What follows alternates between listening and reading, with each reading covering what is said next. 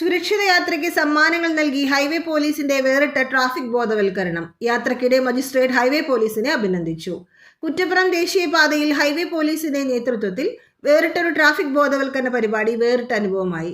Brake light, indicator, helmet, seat belt എന്നിവ പരിശോധിച്ചപ്പോൾ fitness ഉറപ്പായ വാഹനങ്ങൾക്ക് ഡ്രൈവർമാർക്കും യാത്രക്കാർക്കും മിഠായികളും ഡ്രൈവർമാർക്ക് സമ്മാനങ്ങളും നൽകി. നിയമലംഘനങ്ങൾ കണ്ടെത്തിയവർക്ക് പിഴയും ചുമത്തി. യാത്രക്കാർക്കും ലോറി ഡ്രൈവർമാർക്കും ഹൈവേ പോലീസിന്റെ ഈ ഇടപെടൽ ഒരു പുതുമയാർന്ന അനുഭവമായി.